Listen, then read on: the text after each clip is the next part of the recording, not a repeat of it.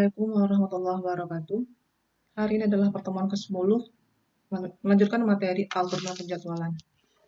Materi hari ini adalah sambungan materi yang lalu, yaitu algoritma penjadwalan shortest job first, yaitu bentuk kedua dari shortest job first disebut dengan shortest job first preemptive.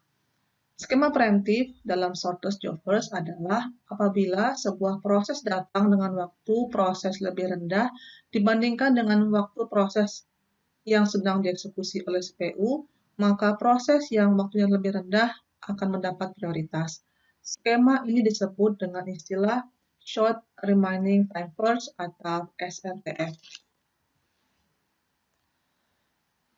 Shortest Job First Preemptive adalah algoritma yang paling optimal karena ia memberikan rata-rata minimum waiting time untuk kumpulan dari proses yang mengantri.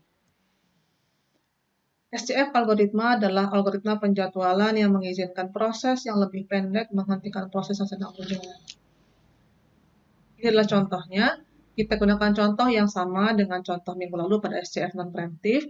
Bedanya adalah pada SCF preemptive, pada tabel ditambahkan satu kolom baru, itu kolom arrival time atau waktu kedatangan.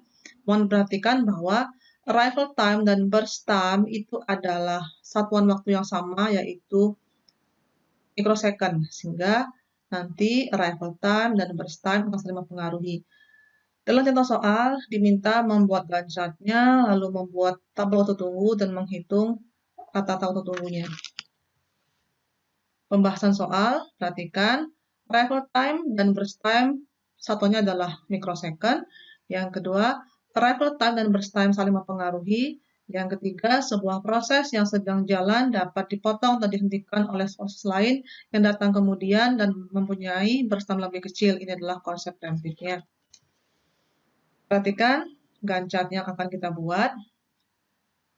Proses yang pertama jalan adalah P1 karena P1 adalah yang datang pertama, arrival time 0 mikrosecond. Nanti perhatikan, maka apapun burst time-nya, P1 akan jalan pertama karena P1 adalah pemilik arrival time terkecil. Di sini adalah 0, maka P1 jalan pertama. Perhatikan bahwa P1 burst time-nya adalah 7 mikrosecond. Ini adalah burst time-nya sesuai soal tadi, 7 mikrosecond. Kemudian seharusnya P1 jalan dari 0 sampai 7. Seharusnya begitu.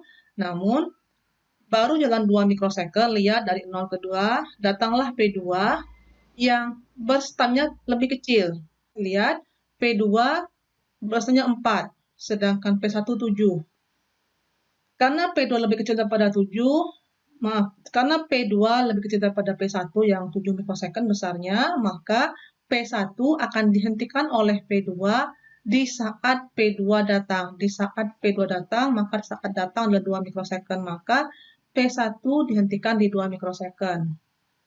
Perhatikan, P1 sudah jalan 2 mikrosecond dari 0 ke 2, maka di burst time-nya dikurangi. 7 dikurang 2 sama dengan 5 mikrosecond adalah sisa proses P1. Lalu, setelah sampai ke 2 mikrosecond, kita lanjut ke P2. P2, lihat, raketannya 2, sama dengan di sini 2. Punya burst time 4. Punya burst time 4. Harusnya kalau di gambar normal, maka sampai 6 jalannya P2. Namun lihat selisihnya. Selisih kedatangan P2 dan P3 adalah 2 mikrosecond. Lihat dari 2 ke 4, 2 mikrosecond selisihnya. Lalu lihat burst time P3 apakah lebih kecil daripada P2. Lihat ternyata burst time P3 yaitu 1 mikrosecond lebih kecil daripada P2 yang 4 mikrosecond. Karena lebih kecil, maka P3 menghentikan P2. P3 menghentikan P2 pada saat P3 datang. Pada saat P3 datang, lihat 4 mikrosecond. Maka P2 dihentikan di 4 mikrosecond. Perhatikan, P2 sudah jalan 2 mikrosecond, yaitu dari 2 ke 4. Berarti 2 mikrosecond ini waktunya, maka kurangi di sini. Maka P2 sudah jalan 2 mikrosecond, sehingga sisa burst time untuk P2 adalah 2 mikrosecond. Kemudian P3 jalan. P3 lihat gancatnya 4, di sini 4 arrival time-nya. P3 waktunya atau burst-nya 1 mikrosecond. 1 mikrosecond, Anda perhatikan. Lalu lihat selisih antara kedatangan P3 dan P4. 4 ke 5, itu 1 selisihnya. Mohon diingat, jika besarnya burst time 1, dan selisih antara kedatangan P3 dan P4 juga 1, maka artinya P3 dikerjakan sampai selesai habis waktunya, maka P3 dikerjakan habis 1 mikrosecond dari 4 sampai 5 mikrosecond. Tuh. Maka P3 sampai habis dikerjakan.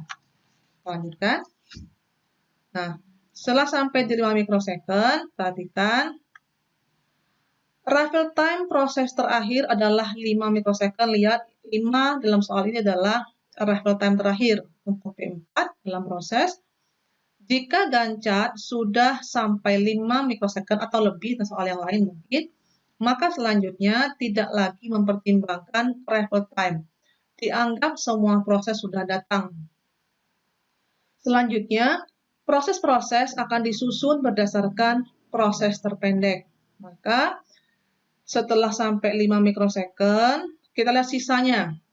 Sisanya yaitu P1 sisa 5, P2 sisa 2, P3 sudah habis, P4 sisa 4, masih 4. Maka, dari sisa P1, sisa P2, dan P4, kita susun dari burst time terkecil, yaitu kita ambil dari P2, sisa P2 2 mikrosecond, lalu P4, lalu terakhir sisa P1. Maka kita buat di gancatnya, digambar sisa P2 2 mikrosecond, P4 4 mikrosecond, dan sisa P1 5 mikrosecond. Itu adalah gancat untuk SCF preemptif. Kemudian, pembahasan untuk tabel waktu tunggu. Pada tabel waktu tunggu ada 2 cara yang diperhatikan. Yang pertama, jika proses tidak terpotong dan jika terpotong. Jika tidak terpotong, misalnya pada P3 tidak terpotong dan P4 tidak terpotong, maka waktu tunggunya menggunakan rumus waktu tunggu pada gancat dikurangi arrival time pada tabel. Lihat P3, waktu tunggunya digancat adalah 4, ini 4, dikurangi arrival time di tabel 4. Maka 4 kurang 4, 0. P4, lihat di gancatnya waktu tunggunya adalah 7. 7 dikurangi arrival time di tabel 5. 7 kurang 5 sama dengan 2. Itu untuk proses yang tidak terpotong. Sedangkan untuk proses yang terpotong, pada P1 2 kali terpotong, P2 2 kali terpotong, maka rumusnya adalah waktu tunggu potongan kedua dikurangi waktu selesai potongan 1. Lihat contoh P1, ada 2 potong P1, maka potongan pertama dari P1 yang diambil adalah waktu selesainya, sedangkan potongan kedua dari P1 yang diambil adalah waktu tunggunya, lalu dikurangi waktu tunggu 11 dikurangi 2 untuk P1. Untuk P2 yang diambil adalah 5, waktu tunggu potongan kedua, dikurangi waktu selesai potongan pertama, 4. 5 kurang 4, 1. Untuk menghitung average waiting time-nya, gunakan rumus yang sama, jumlahkan semua waktu tunggu dikurangi banyaknya proses. Maka jumlahkan 9 ditambah 1, ditambah 0, dan ditambah 2 sama dengan 12, dibagi 4. Jumlah prosesnya 4, maka hasilnya adalah 3 mikrosecond. Ini adalah jawaban yang diinginkan, yaitu gancatnya, tabel waktu tunggu, dan rata-rata waktu tunggunya. Berikutnya adalah kita akan membandingkan SCF non-preemptif dan SCF preemptif. Saya menggunakan contoh yang sama dengan contoh yang tadi dan minggu lalu, yaitu 4 proses, yaitu P1 reference time-nya 0, burst time-nya 7, P2 reference time-nya 2, burst time-nya 4, P3 reference time-nya 4, burst time-nya 1, dan B4 reference time-nya 5, burst time-nya 4. Maka dari data yang sama ini, Anda diminta untuk membuat Gantt chart, tabel waktu tunggu dan average waiting time untuk SCF non-preemptive dan untuk SCF preemptive. Perhatikan, arrival time hanya digunakan pada skema preemptive saja. Jika Anda mengerjakan SCF non-preemptive, cukup perhatikan proses dan burst time saja. Kita lihat hasilnya. Ini adalah SCF yang non-preemptive. Ini satu ya, maaf. SCF non-preemptive, ini adalah Gantt chart-nya.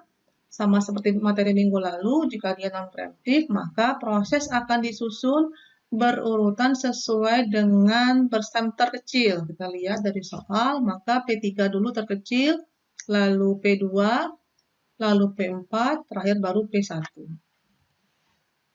P3, 1 mikrosecond, P2 sampai 5, 4 mikrosecond, P4 sampai 9, 4 mikrosecond, dan P1 sampai 16, 7 mikrosecond. Waktu tunggunya P1-nya 9, P2-nya 1, P3-nya 0, dan P4-nya 5. Dijumlahkan bagi 4, hasilnya 3,75 mikrosecond. Itu yang non-preemptive. Yang preemptive, kita lihat menggunakan contoh soal yang kita bahas tadi, dengan data yang sama, maka P1 dikerjakan sampai 2, terpotong oleh P2, P2 dikerjakan sampai 4, terpotong oleh P3, P3 dikerjakan sampai selesai, sampai 5 mikrosecond, lalu sisanya disusun berdasarkan terpendek proses burst time-nya. Maka setelah 5 adalah P2, sisanya sampai 7 mikrosecond, lalu P4 sampai 11 mikrosecond, dan P1 sampai 16 mikrosecond. Kita hitung waktu tunggunya. P1 tadi 11 kurang 2, 9. P2 5 kurang 4, 1. P3 4 kurang 4, 0.